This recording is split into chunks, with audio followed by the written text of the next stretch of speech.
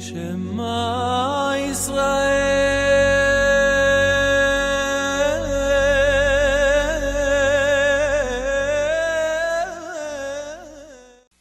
Essa paraxá fala sobre uma pessoa que se rebelou, um homem chamado Coré. E eu tenho ouvido muito falar dele nos últimos 12 anos. Todo ano eu ouço falar de Coré. Claro, por causa do nome da paraxá, não tem como não ouvir falar dele. Mas hoje eu quero falar de um tipo de rebelião que Deus aprova. É o contrário da rebelião de Coré. Eu quero falar de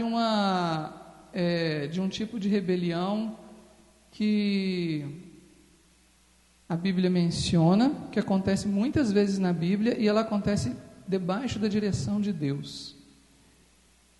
Então, eu não vou falar sobre Coré hoje, eu vou falar sobre rebelião, mas não a de Coré. E eu só vou usar da paraxá de hoje a palavra rebelião. O resto eu não vou usar da paraxá de hoje. Vou usar a palavra rebelião para me inspirar a respeito do restante dos textos que nós vamos estudar. E eu vou falar especificamente de um rebelde que, assim como Coré, apontou o dedo para a liderança. Coré apontou o dedo para Moisés e disse: basta, Moisés, nós não precisamos da sua liderança.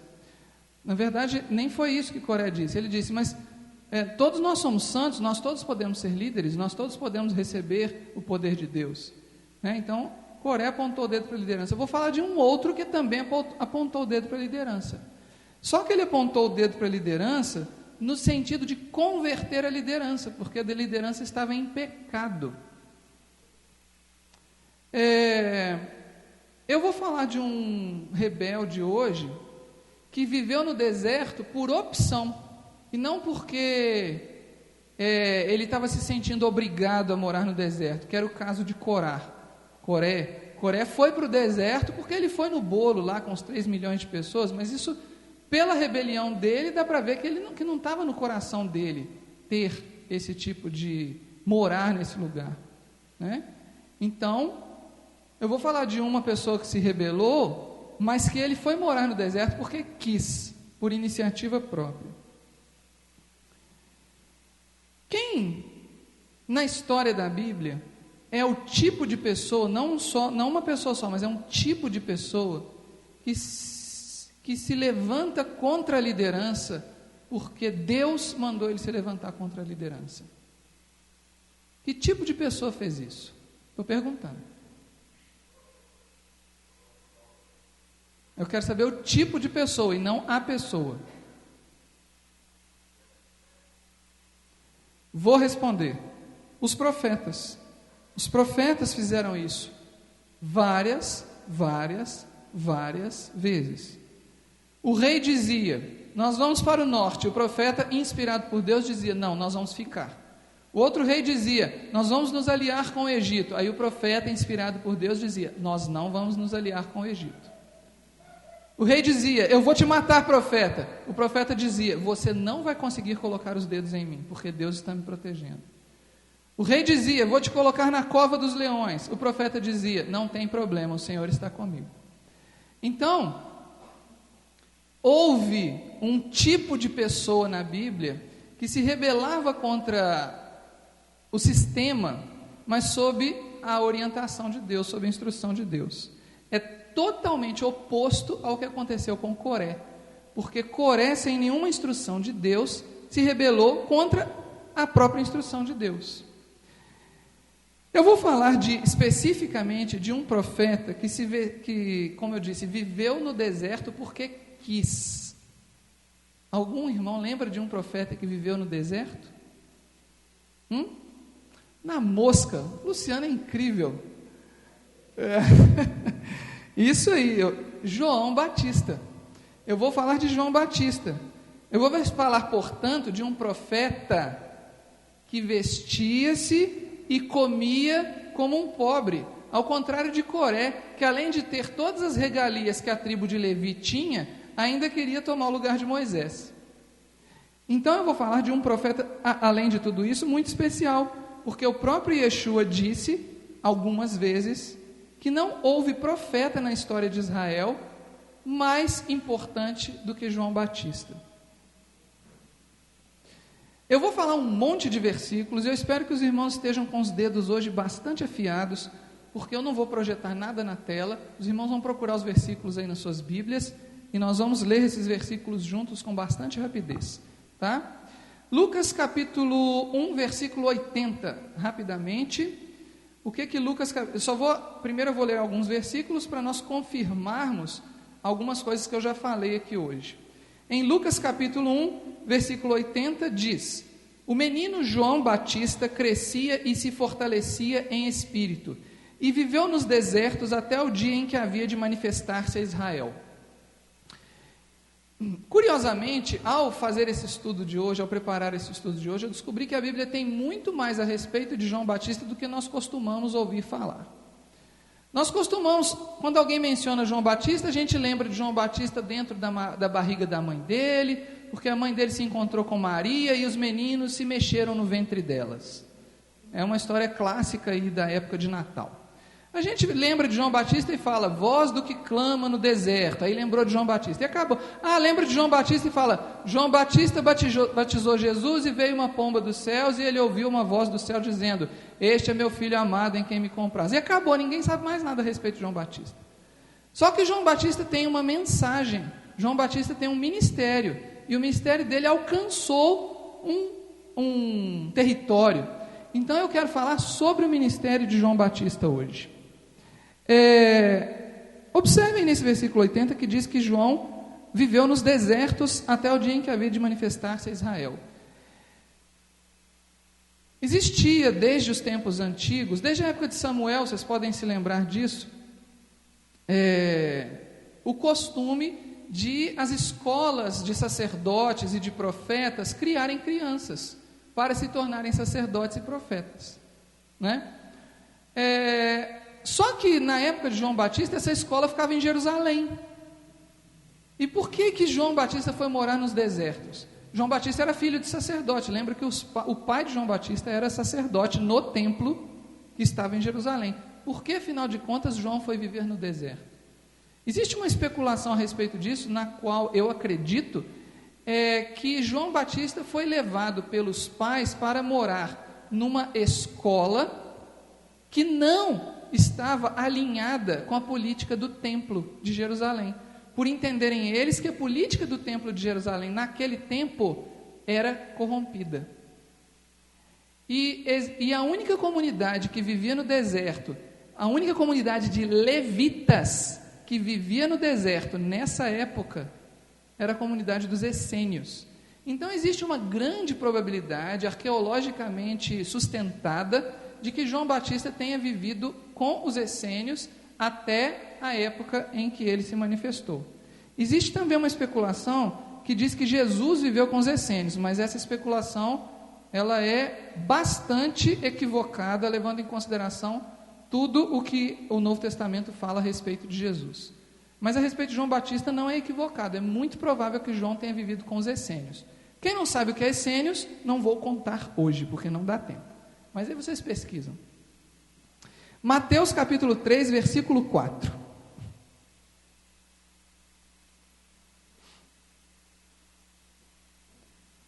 Diz que João Batista usava vestes de pelos de camelo e um cinto de couro. Essa é exatamente a mesma roupa do profeta Elias. E ela é um símbolo de que João Batista se rebelou contra o modus vivendi, ou seja, o modo de viver da época dele. Lembra, João Batista era filho de sacerdote. Sacerdotes na época de João Batista tinham muitas regalias. Eles não tinham salário, mas eles tinham muitas regalias. Imagine uma pessoa que não precisa de um salário, porque ele já tem tudo o que um ser humano precisa para cuidar de sua família. É como um presidente da República. O presidente da República mora no Palácio do Itamaraty, não é isso? É isso mesmo? Pois é. Precisa de mais alguma coisa? Ele tem as compras feitas por conta do Palácio do Itamaraty, não precisa pagar aluguel. A roupa dele é feita por um estilista, né? Ele não precisa de mais nada, ele nem precisa do salário, ele ganha o salário porque é direito de um trabalhador ganhar um salário. Nessa época os sacerdotes não ganhavam o salário deles, mas eles tinham muitas regalias mesmo, né? Então, João Batista era filho de sacerdotes, mas ele abandonou aquele estilo de vida e foi viver com roupas de pelos de camelo e um cinto de couro. Quando fala pelo de camelo, não está falando pele de camelo. Observe que tem uma diferença aqui, né? Roupa de pelo de camelo é provavelmente, de acordo com uma leitura que eu fiz, é lã de camelo. Então é um tecido feito com pelo de camelo, que é um tecido muito áspero, não é como a lã de ovelha, e muito incômodo. É o tipo de roupa que só um pobre, muito pobre da época de João Batista usaria. E ele optou por isso. E quem usava cinto de couro também era muito pobre. Hoje cinto de couro é caro, né? Mas na época de João Batista era um tipo de roupa barata, porque as pessoas mais ricas usavam cintos de malha metálica, geralmente ouro, prata, cobre, né? Não usava cinto de couro. Se a gente usar um cinto de prata hoje ou de ouro, vão rir da nossa cara, né? É uma ostentação horrorosa, mas na época de João Batista os ricos usavam essas coisas. Mateus capítulo 14, versículo 4.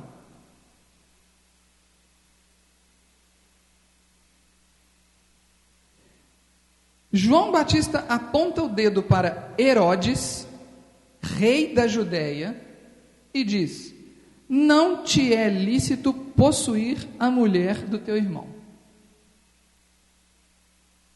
Agora eu pergunto para vocês, como é que um meio mendigo, né, como ele não era mendigo, ele não tinha a cabeça de um mendigo, ele optou viver fraternalmente como mendigo, mas ele não era um mendigo, ele não precisava disso.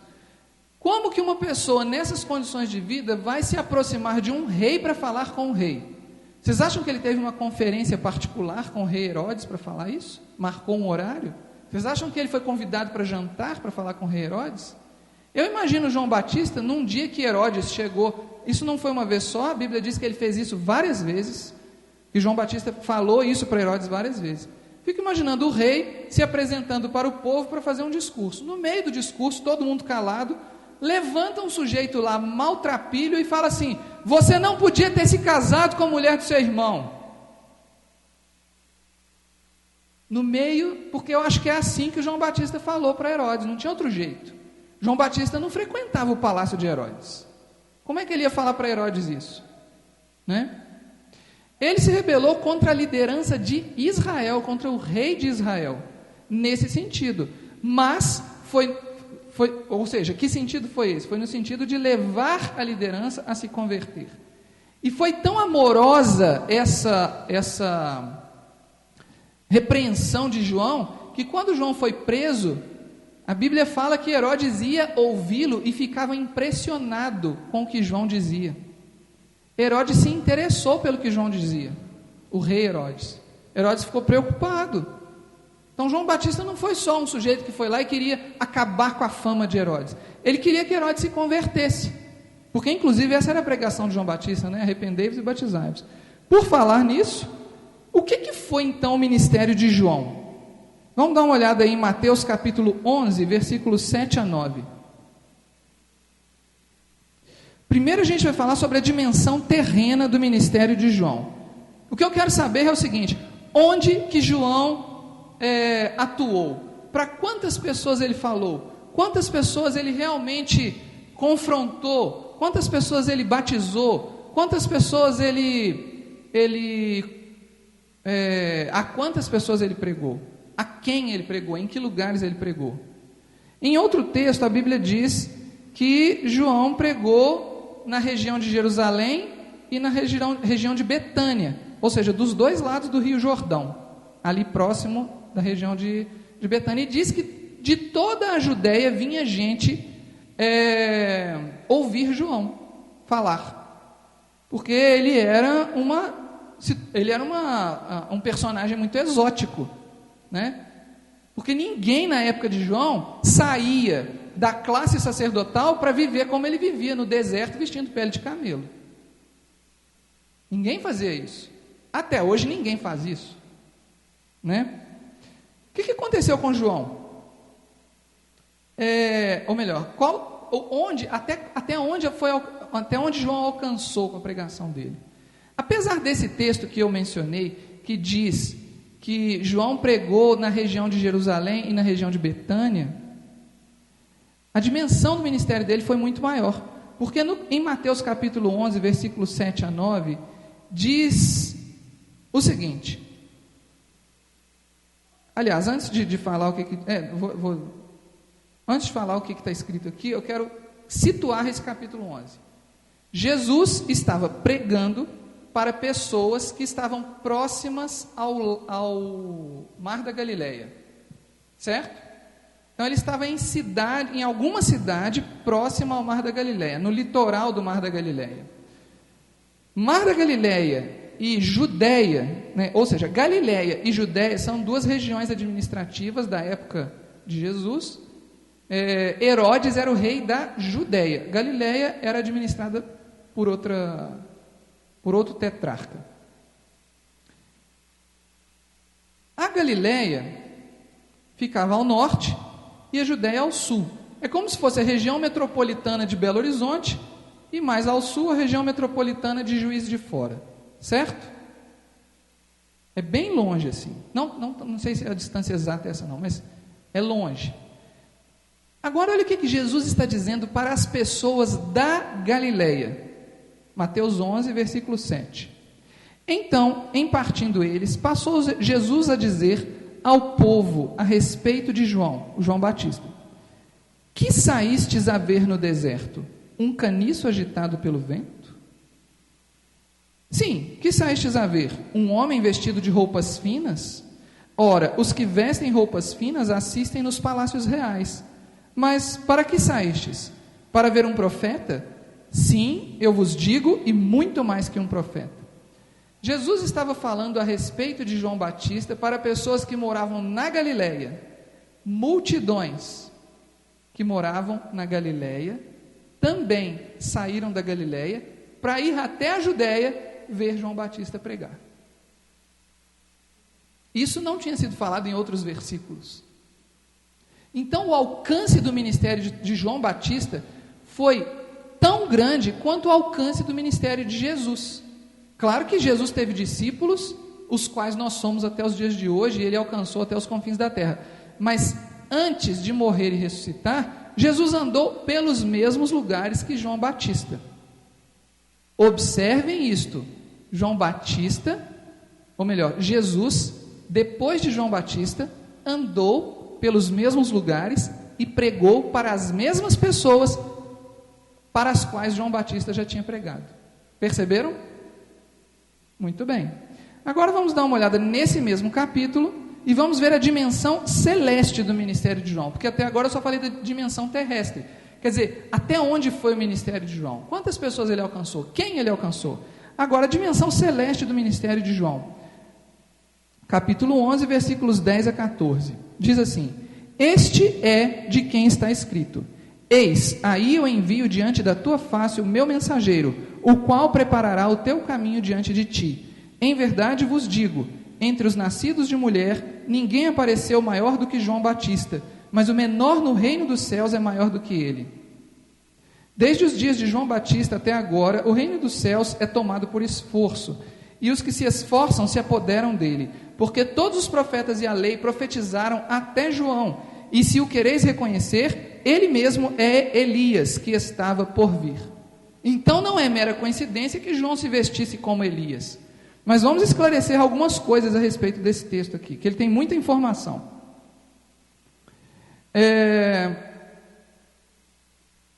Jesus está dizendo que entre os nascidos de mulher não havia ninguém maior do que João Batista. Óbvio que Jesus era maior do que João Batista, porque o próprio João Batista disse: eu não sou digno de desatar as sandálias dos seus pés. Lembram disso? Mas, fora Jesus, ninguém era maior que João Batista, nem Moisés, nem Abraão. Percebem isso? Foi Jesus que disse, não fui eu não. Entre os nascidos de mulher, ninguém é maior que João Batista. Por que será? Então, esse é o tamanho do ministério de João Batista. João Batista foi um profeta importantíssimo e ele é frequentemente negligenciado. As pessoas estudam profecias a respeito do fim dos tempos, estudam profecias a respeito da queda da Babilônia, estudam profecias a respeito do Holocausto, mas esquecem de estudar o que João Batista disse. Esquecem de estudar o que João Batista fez. Jesus que disse que o maior de todos os profetas foi João Batista, certo? Esse que se rebelou contra o rei Herodes.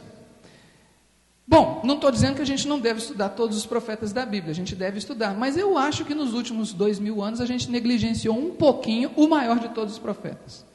E talvez tenha uma razão para isso. Talvez exista uma conspiração no mundo espiritual para que a gente não estude João Batista. No mundo espiritual, não estou falando, claro que eu não estou falando do mundo celeste, né? Óbvio. Vamos dar uma olhada em Lucas capítulo 1, versículos 15 a 17.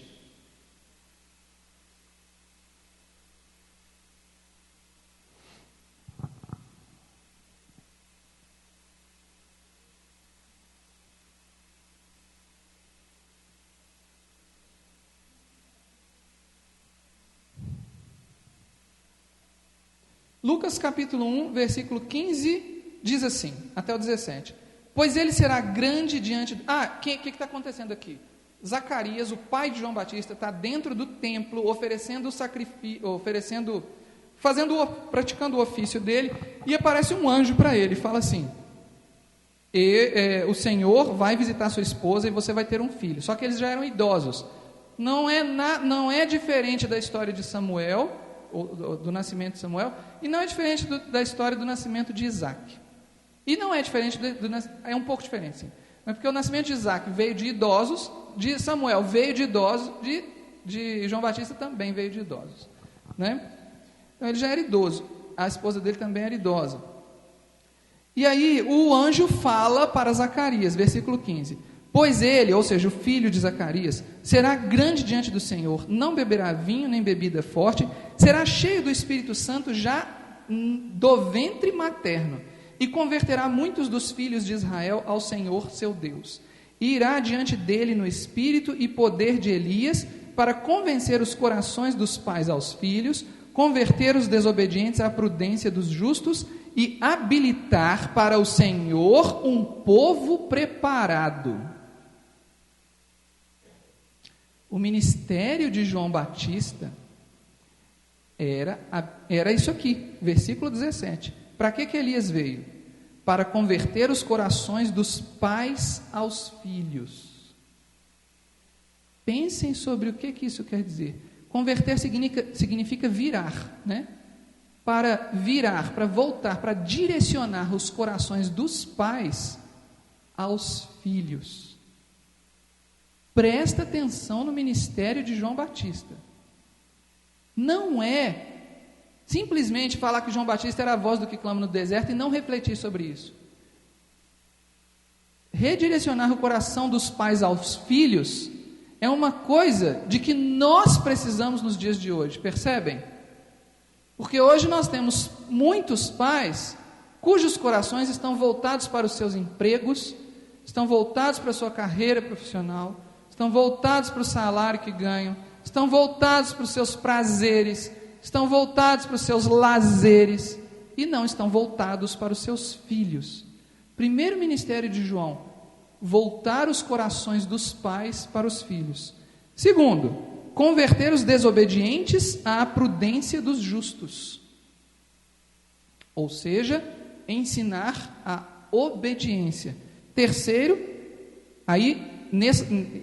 isso aqui era uma questão muito pontual, muito localizada naquele tempo, habilitar para o Senhor um povo preparado. Esta é a razão pela qual João pregou para as mesmas pessoas para quem Jesus ia pregar depois. Lembra que eu falei que João pregou para pessoas que moravam desde a Judéia até a Galileia? Jesus também pregou desde a Judéia até a Galileia, para as mesmas pessoas. Lá em Mateus capítulo 11, Jesus estava falando para pessoas que já tinham sido ensinadas por João. Lembra disso? Mateus capítulo 11. O ministério de João é muito maior do que a gente imagina, muito maior.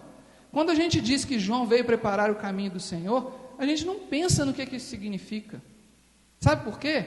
Porque lá em Malaquias diz que era necessário que viesse um Elias preparar o caminho do Senhor, porque senão o Senhor fulminaria a humanidade.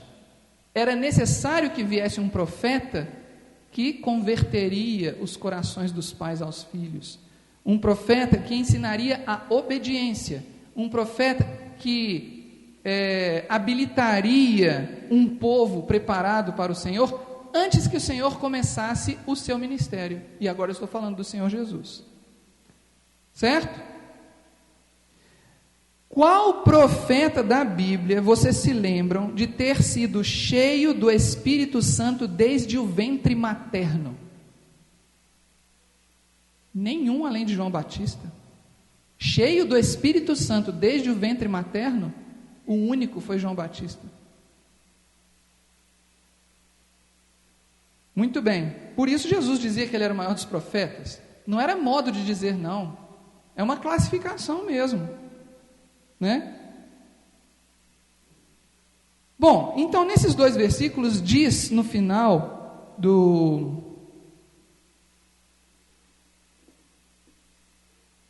no início do versículo 17 diz: e irá adiante dele no espírito e no poder de Elias.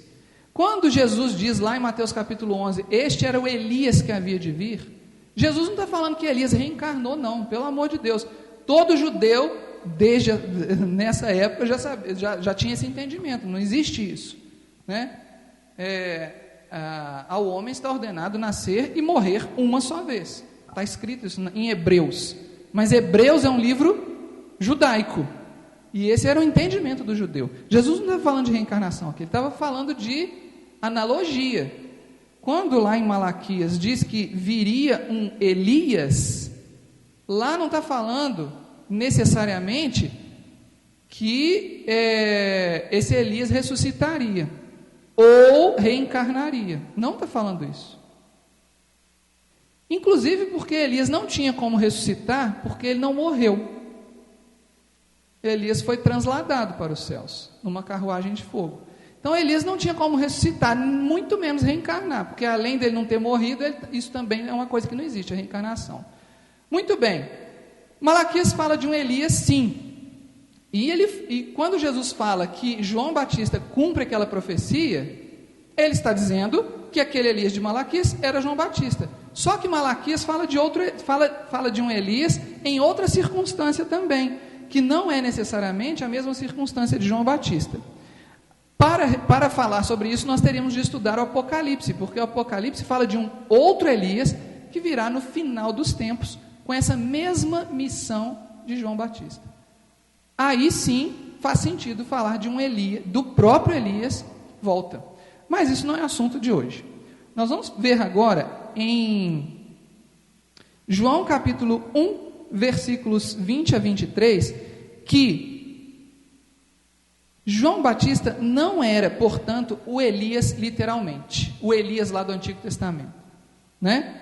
Porque se a gente for usar esse versículo de Jesus, que fala que João Batista era o Elias que havia de vir, como uma prova da reencarnação, nós estaremos criando contradições dentro do texto bíblico, e não faz sentido nenhum isso.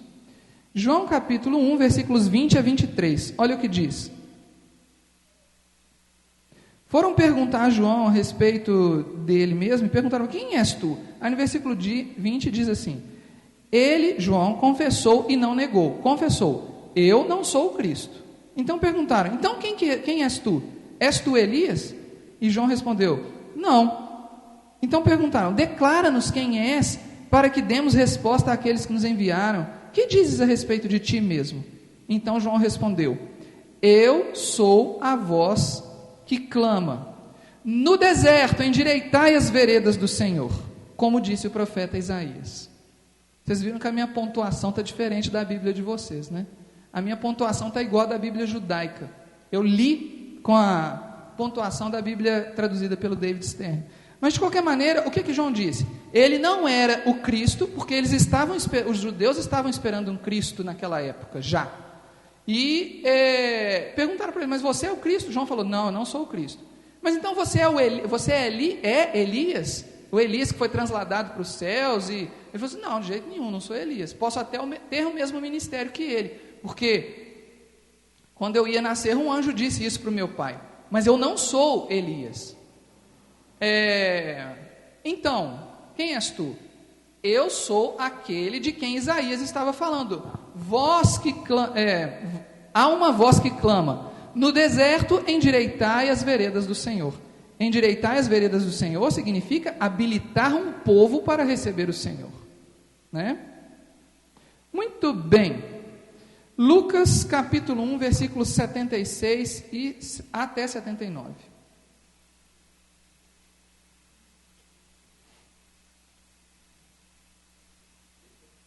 Lucas capítulo 1, versículos 76 até 79.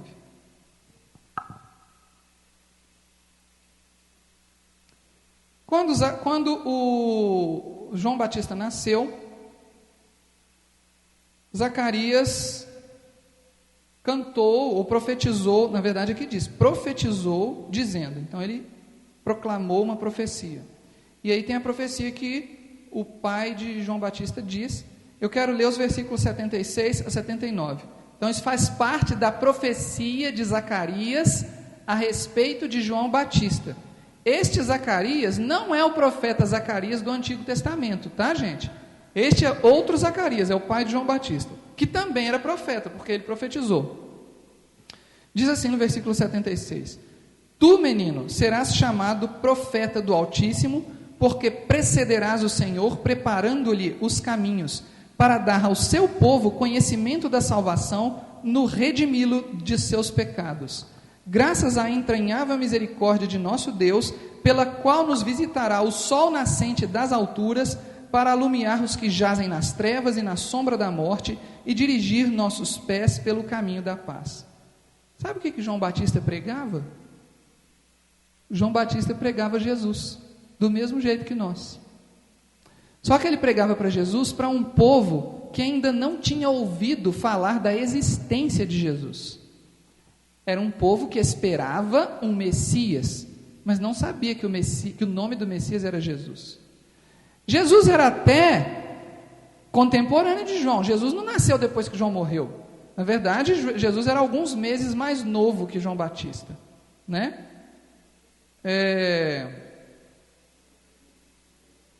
Mas João Batista pregava a respeito de Jesus.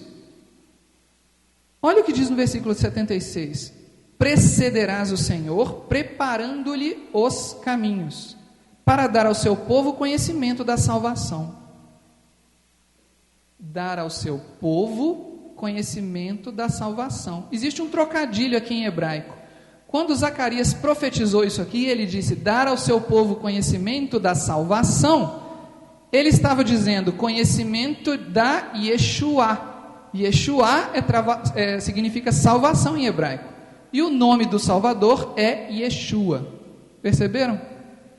Isso não aparece em grego, aparece em hebraico. Se você traduz isso aqui para hebraico, parece que tem o nome de Jesus aqui na profecia de Zacarias, né? Zacarias não menciona Jesus. Ele não fala a respeito de Jesus. É João Batista que fala a respeito de Jesus. Só que Zacarias teve do Espírito Santo a revelação de que João Batista falaria a respeito da salvação. E salvação é Yeshua, em hebraico. Então a pregação de João Batista é, olha, o Salvador está entre nós. Fiquem atentos, porque em breve ele vai começar a falar. Fiquem atentos, porque aí quando Jesus começa a falar, as pessoas já sabiam, já estavam esperando por ele, porque João Batista já tinha preparado o caminho dele, né? No capítulo, aí no versículo 77, não, já falei do versículo 77 e 78. No versículo 78, essa profecia de Zacarias é interessante porque ela tem um tom de poesia também. Se você lê a profecia toda, você sente que ela não é só um texto, um informativo, uma nota de jornal da Gazeta que apareceu lá. Não é isso. Ou da Tribuna, né? Está lá na internet. Não é isso não. Zacarias estava também fazendo uma poesia a respeito do filho dele, do ministério do filho dele. E a culminância é esse final aqui, ó, versículos 78 e 79. Graças à entranhável misericórdia do nosso Deus, pela qual nos visitará o sol nascente das alturas, para iluminar os que jazem nas trevas. Por que ele fala de sol nascente das alturas? Porque Malaquias, que profetizou o retorno de Elias, também falou do sol da justiça. Vamos dar uma olhada em Malaquias capítulo 4. Aqui na João Ferreira de Almeida é capítulo 4, tá? Mas para quem tiver com a Bíblia traduzida pelo David Stern, é o final do capítulo 3. Então, Malaquias capítulo 4, versículo 2, diz assim: mas para vós outros que temeis o meu nome, nascerá o sol da justiça, trazendo salvação nas suas asas. Saireis e saltareis como bezerros soltos da estrebaria, ou seja, tereis liberdade. Malaquias falou a respeito de Elias nos últimos 2 versículos aí, mas depois a gente vai tratar desses últimos 2 versículos do livro, né? Por enquanto nos interessa ver que Malaquias falou do sol da justiça e Zacarias, pai de João Batista, também disse que é desse sol da justiça que João Batista falaria. Portanto, o ministério de João Batista está intimamente ligado com a profecia de Malaquias. João capítulo 5, João capítulo 1 agora, de novo.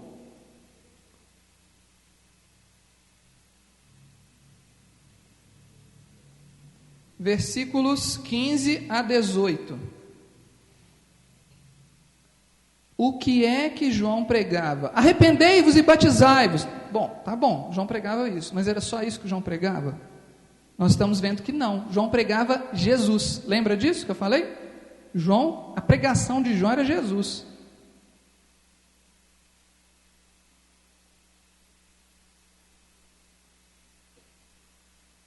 O que adianta falar arrependei-vos e batizai-vos se você não apresenta uma salvação?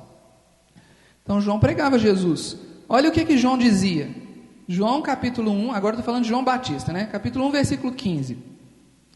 João Batista testemunha a respeito de Jesus e exclama: este é aquele de quem eu disse, o que vem depois de mim, o que vem depois de mim tem, contudo, a primazia, porque já existia antes de mim. Jesus não nasceu depois de João Batista? Como é que João Batista está falando de existir antes de mim? Porque João Batista reconhece a eternidade de Jesus. Percebem? Para João Batista, Jesus não era só um primo com quem ele brincou na infância, se é que ele brincou com Jesus na infância. Para João Batista, Jesus era eterno. Versículo 16: porque todos nós temos recebido da sua plenitude, e graça sobre graça. Porque a lei foi dada por intermédio de Moisés, a graça e a verdade vieram por meio de Jesus Cristo. Ninguém jamais viu a Deus. O Deus unigênito que está no seio do Pai é quem o revelou. Vocês já tinham parado para pensar que foi João Batista que disse isso? A gente decora esses versículos e nunca pensa que quem disse isso foi um profeta chamado João Batista. A gente só sabe que está lá no capítulo 1 de João, né? O João que escreveu o Evangelho não é o João Batista. Tinha o mesmo nome, mas não era João Batista. O João que escreveu o Evangelho escreveu a respeito de um outro João, chamado João Batista, que foi o maior de todos os profetas. E ele registrou aqui algumas palavras desse grande profeta, né? Esse aí é o ponto alto da pregação de João. O ponto alto da pregação de João não é arrependei-vos e batizai-vos porque próximo está o reino de Deus, ou o reino dos céus. O ponto alto é dizer quão próximo está o reino dos céus. Ele está falando, gente, ele está aqui, ele está bem aqui. Presta atenção que ele vai começar a falar em breve. Quando ele começar a falar, importa que eu diminua e ele cresça, né? Agora olha que interessante, tem um par de palavras no versículo 17 que é ofuscado pelas traduções do Antigo Testamento. Estão vendo aí no versículo 17? Porque a lei foi dada por intermédio de Moisés, a graça e a verdade vieram por meio de Jesus Cristo. Algumas pessoas usam esse versículo da pregação de João para dizer que a lei de Moisés acaba com João, porque o próprio Jesus disse, a lei e os profetas profetizaram até João, né? Mas, na verdade, e depois dizem, a graça e a verdade vieram por meio de Jesus Cristo, como se a graça e a verdade se opusessem à lei, como se a própria verdade se opusesse à lei. Observa, se você diz, tá vendo, esse versículo aqui diz que a lei acabou, porque a graça e a verdade vieram com... então a lei era mentirosa? É isso? Esse versículo, ele não está opondo uma coisa a outra, não. Ele, na verdade, ele tá mostrando a qualidade atemporal do ministério de Jesus, quando ele diz que a graça e a verdade vieram por meio de Jesus Cristo. Prova disso? O par, a graça e a verdade, aparece 10 vezes no Antigo Testamento. Graça e verdade. 10 vezes que eu contei, tá, gente? Eu não li o Antigo Testamento inteiro para contar isso. Eu li o Antigo Testamento inteiro, mas não fiquei lá contando. Então, o que eu me lembro tem 10 vezes. Isso aparece 10 vezes no Antigo Testamento. Um exemplo, vou dar um exemplo só. Salmo capítulo 25, versículo 10. Dá uma olhada lá.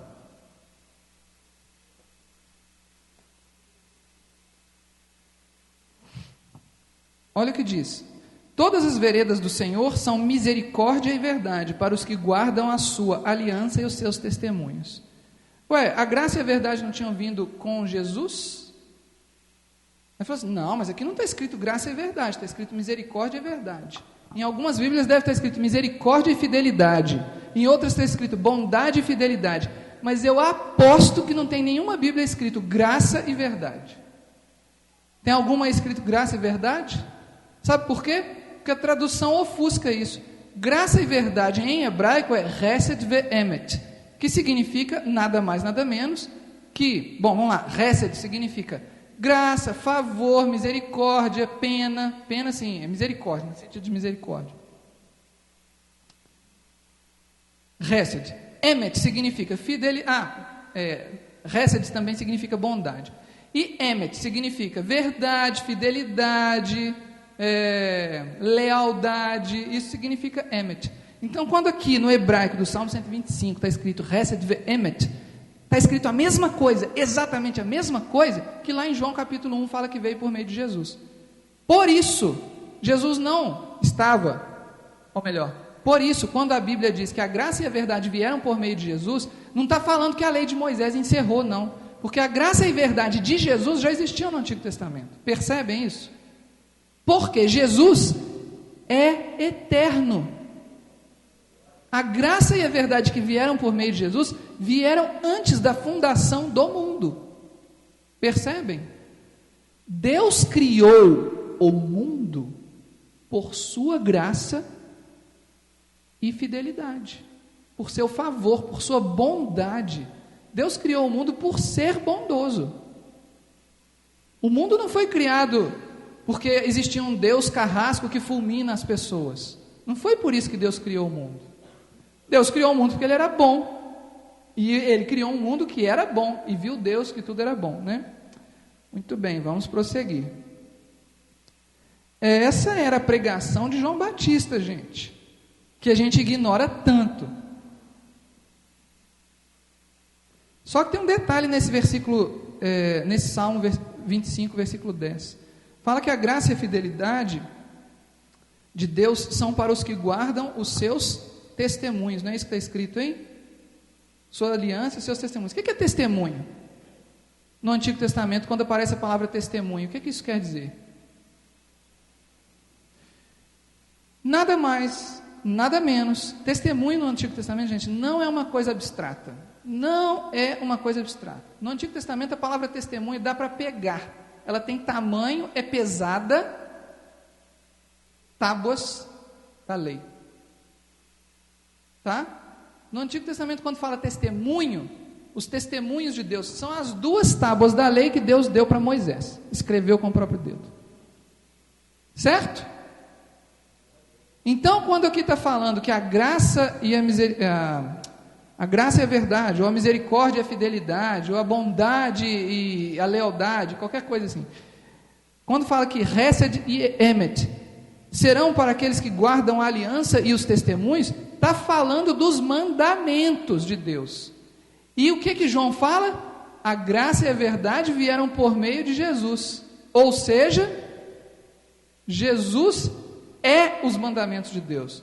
Não é à toa que Jesus fala: aquele que me ama, guarda os meus mandamentos.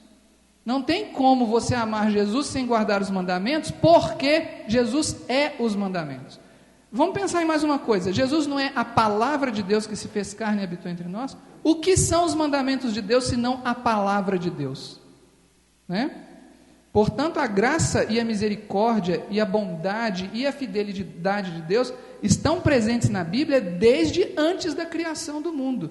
Ela não está presente na Bíblia só a partir do momento em que Jesus nasce do ventre de Maria, porque Jesus é eterno, certo?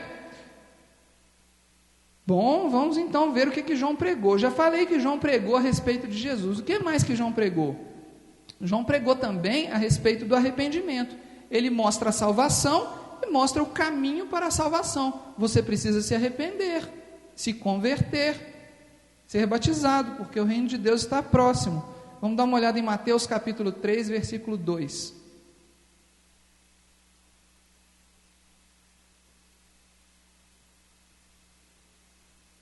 Olha o que João fala. É o que eu disse: arrependei-vos, porque está próximo o reino dos céus. No versículo 6 aí desse capítulo, diz que as pessoas eram batizadas por João no Rio Jordão e confessavam seus pecados. O que quer dizer confessar os pecados, gente? Nesse caso especificamente. Claro que nós podemos entender isso aqui literalmente. A pessoa ia se batizar, não só fazia o ritual ali caladinho, mergulhava, levantava, não. A gente pode entender que literalmente as pessoas falavam em voz alta quais eram os pecados que elas tinham cometido, pelos quais elas estavam se arrependendo. Podemos entender dessa maneira.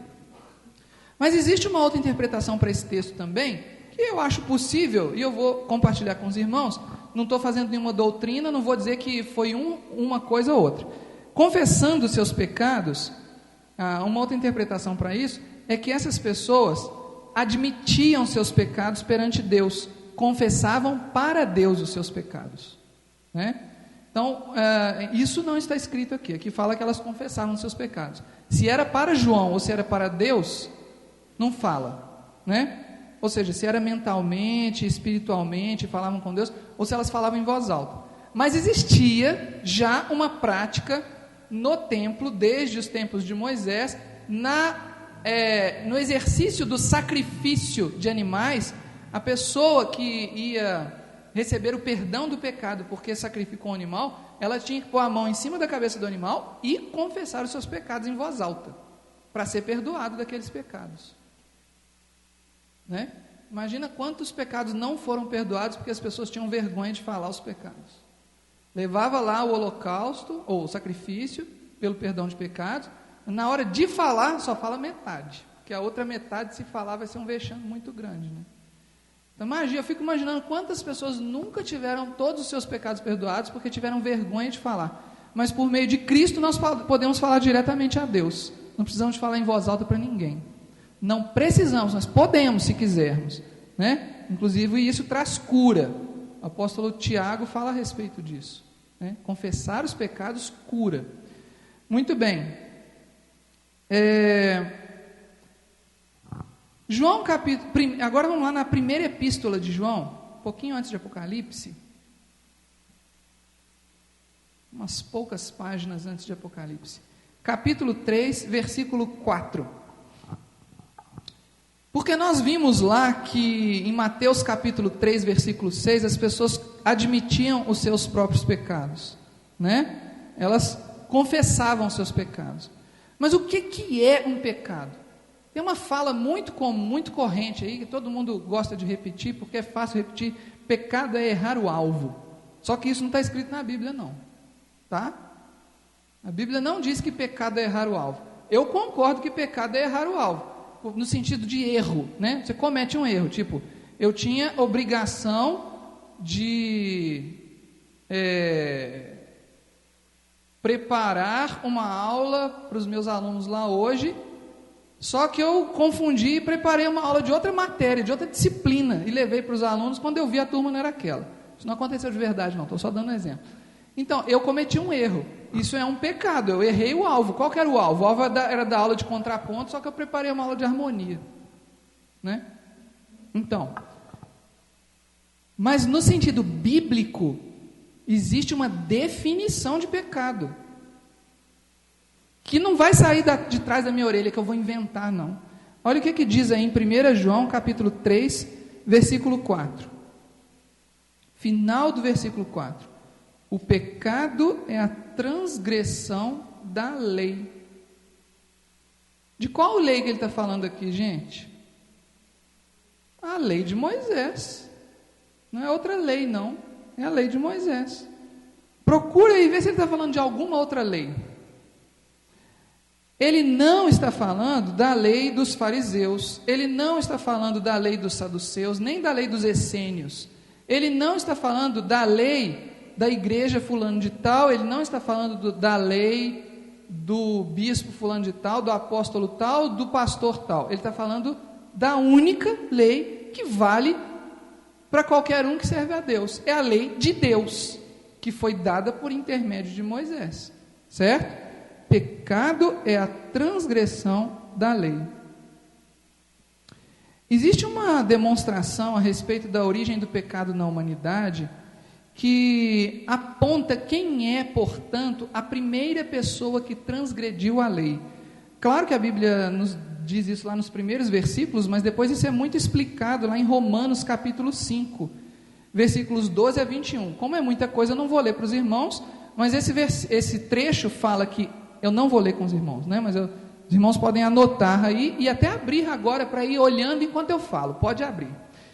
Romanos capítulo 5, versículos 12 a 21.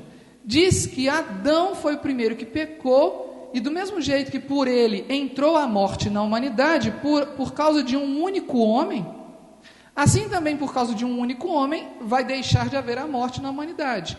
O segundo Adão, Jesus Cristo, é o que está dizendo lá. Portanto, Adão foi o primeiro também, não só o primeiro pecador, mas ele foi também o primeiro rebelde. Adão foi a primeira pessoa que levantou o dedo contra uma autoridade. Vocês sabiam disso? Quando Deus foi lá perguntar para Adão, Adão, o que tu fizeste? Adão aponta o dedo e fala assim, a mulher que tu me deste, me fez comer do fruto da árvore do conhecimento do bem e do mal. Eu já ia falar maçã, de tanto que a gente ouve, né? O Adão aponta o dedo e fala assim, a mulher que tu me deste, e depois a culpa em Deus. Adão foi o primeiro rebelde. Um pastor muito amigo meu costuma dizer que o pecado de Adão não foi nem ter comido a árvore o fruto da árvore. O pecado de Adão foi, depois de ter comido o fruto, ele passou a ter conhecimento do bem e do mal, ou seja, ele sabia o que era certo e o que era errado, certo? Então o pecado dele foi ter decidido apontar o dedo para Deus. O primeiro pecado de Adão foi esse, porque até então ele não tinha cometido um pecado, ele tinha passado a ter entendimento do bem e do mal, mas o primeiro pecado que ele cometeu foi rebelar-se contra Deus. Bom, isso também não é uma doutrina que eu quero ensinar, eu só estou compartilhando com os irmãos a opinião de um pastor que eu conheço, não é necessariamente uma doutrina que eu vou dizer, foi isso mesmo que aconteceu, tá? Mas, sendo ou não o primeiro pecado de Adão, foi um pecado que ele cometeu, e sem dúvida ele foi o primeiro rebelde, porque ele foi o primeiro que apontou o dedo para uma autoridade, e diga-se de passagem, a maior autoridade de todas, e falou, olha, a culpa é sua, né? Igual Coré fez com Moisés, olha, a culpa é sua, esse povo aí passa fome, passa sede, passa calor, passa frio, porque na noite do deserto é muito frio, e a gente está aqui com vontade de comer cebola, com vontade de comer pepino, com vontade de comer carne, peixe, e aí a culpa é toda sua. Se todo mundo aqui pudesse receber o Espírito de Deus, ninguém ia ser... Então, começou a confrontar Moisés, né? Vamos voltar no Mateus capítulo 3, versículo 7. Estamos quase acabando.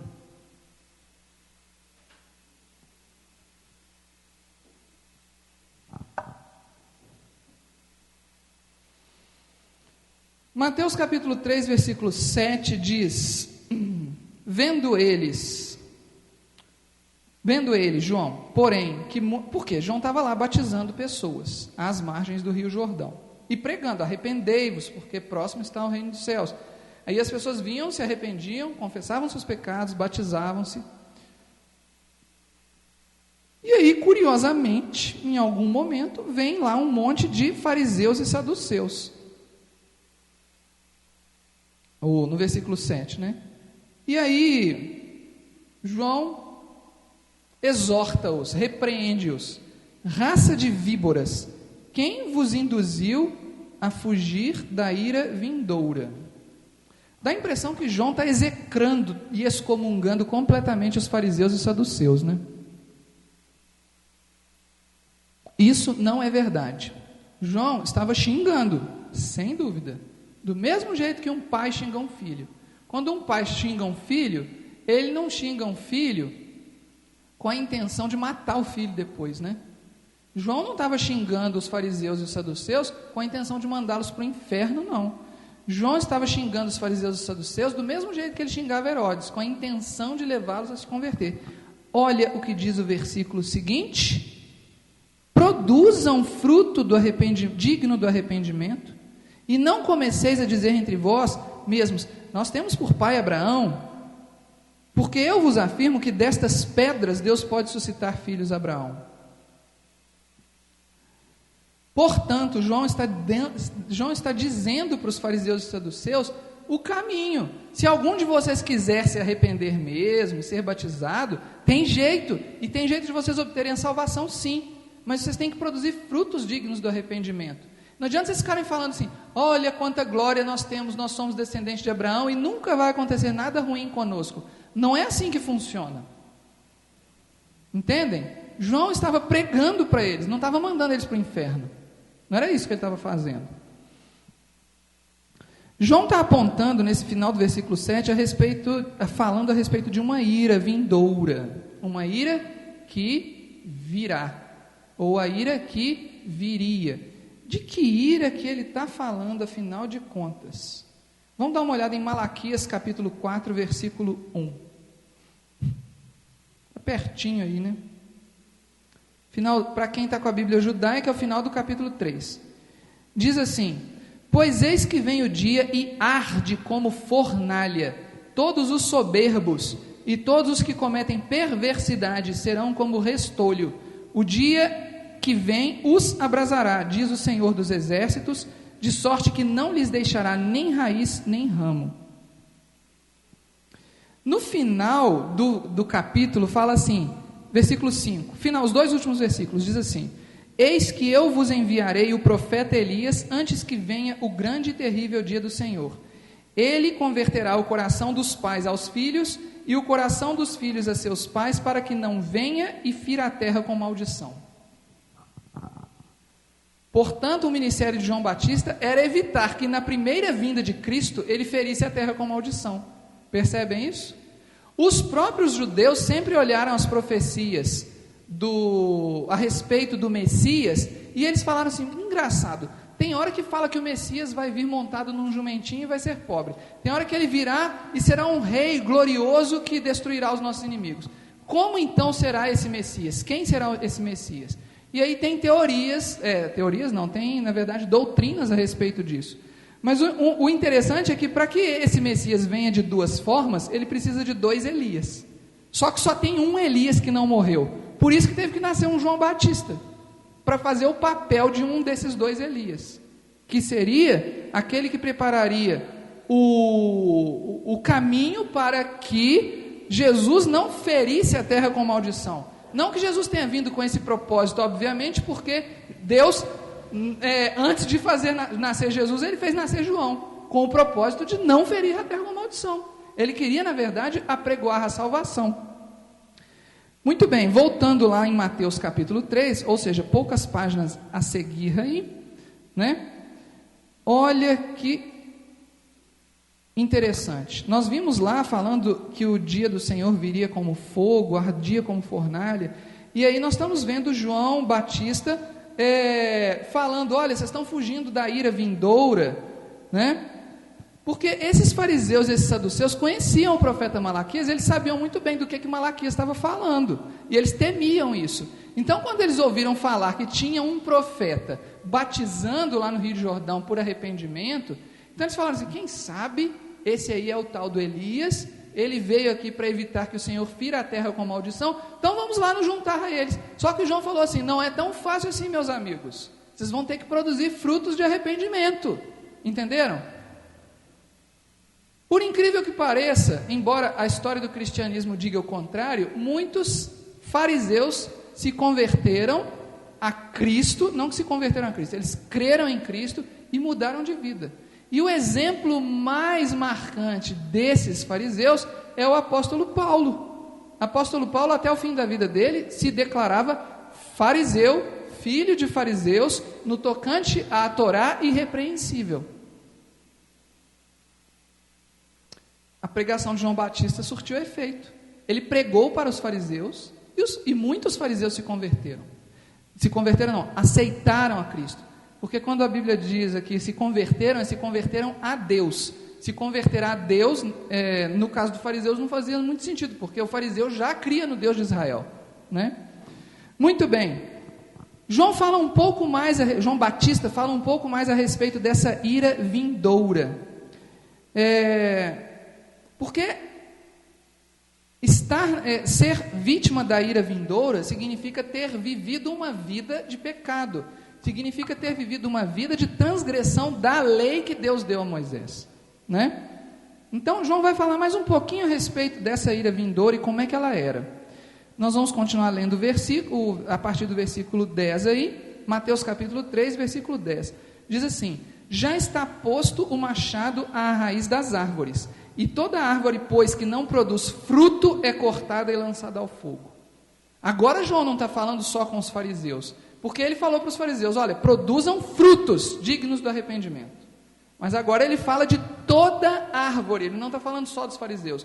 Então, se você não é fariseu, como eu não sou fariseu, porque eu não nasci nessa época, não tem como eu ser fariseu mesmo, né? Então, meu problema não é o mesmo problema dos fariseus, eu tenho outro tipo de problema, certo? Mas eu tenho que produzir fruto digno do arrependimento, porque se o fruto que eu produzo não é digno do conceito de arrependimento, quer dizer que eu não me arrependi, logo o machado me cortará e me lançará ao fogo. Então é bom que eu produza frutos dignos do arrependimento. Jesus falou várias parábolas a respeito disso. O machado está posto à raiz, né? Aliás, várias parábolas não, ele falou várias vezes a respeito disso, como parábola.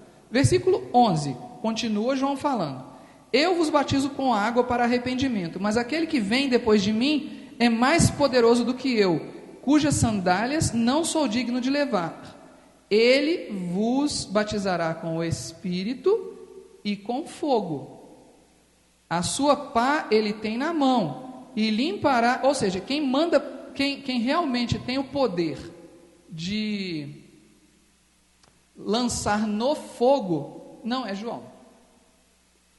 A sua pá ele tem na mão e limpará completamente a sua eira, recolherá o seu trigo no celeiro, mas queimará a palha em fogo inextinguível. Vamos recapitular uma coisa aqui. Tem uma interpretação sempre errada, sempre a vida inteira está errada, do versículo 11. Essa é uma leitura errada que o meio pentecostal faz desse versículo, né? Tem muita música que a gente canta que se baseia neste versículo, que está errada. Estou falando que está errada. Se quiserem discordar de mim, discordem. Mas o contexto diz muito claramente o que significa essa palavra fogo no versículo 11. Batismo com fogo aqui não tem nada a ver com línguas de fogo lá do livro de Atos. Batismo com fogo aqui quer dizer extinção. Batismo não extinção. Batismo com fogo quer dizer destruição. Aqueles que merecem o fogo serão destruídos. É o contexto do capítulo. Quando Jesus batiza com o Espírito, ele batiza com o Espírito Santo, ele está batizando aqueles que produziram frutos dignos de arrependimento.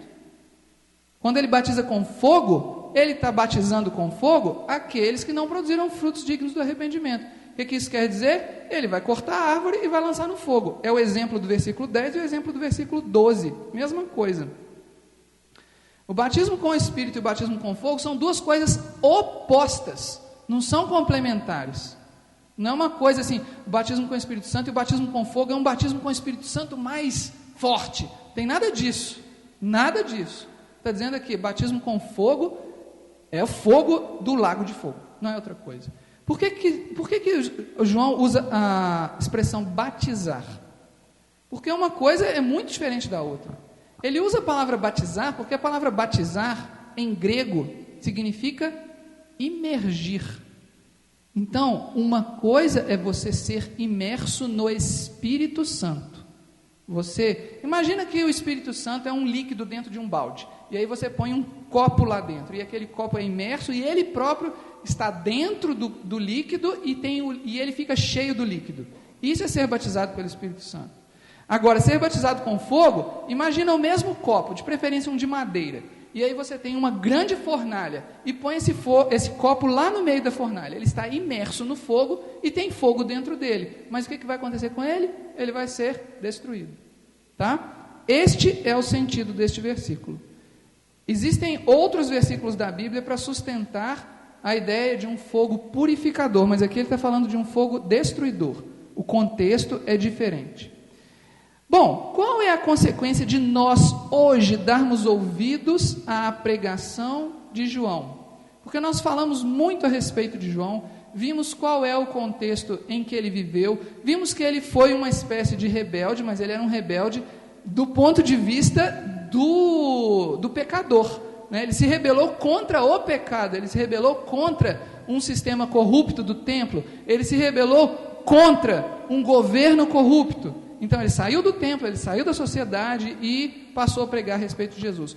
Qual é a vantagem para nós hoje conhecermos o ministério de João? E qual é a vantagem para nós hoje darmos ouvido à pregação de João? A vantagem que nós temos é a que está escrita em Malaquias, capítulo 4, versículo 2. Porque é em Malaquias que fala a respeito do retorno de Elias, e João era um protótipo, na verdade ele era um profeta análogo a Elias, como o próprio Jesus disse. Mas então, qual que é, afinal de contas, a vantagem de nós darmos ouvidos à pregação de João? Isso está expresso em Malaquias capítulo 4, versículo 2. Mas para vós outros que temeis o meu nome, nascerá o sol da justiça, trazendo salvação nas suas asas. Essa é a vantagem. A vantagem que nós temos de ouvir a pregação de João, de dar ouvidos e de produzir frutos dignos do arrependimento para podermos para sermos elegíveis, para sermos batizados, imersos no Espírito de Deus e não no fogo, é que para nós nascerá o sol da justiça, trazendo salvação nas suas asas. Para nós haverá luz e não trevas. Para nós haverá salvação e não perdição eterna. Amém? Amém. Que o Senhor nos abençoe e nos dê compreensão, entendimento, e que essa palavra venha nos trazer transformação, que nós possamos sair daqui hoje pensando sobre isso, sobre um profeta sobre o qual nós nunca tínhamos ouvido falar antes, né? Deus abençoe os irmãos.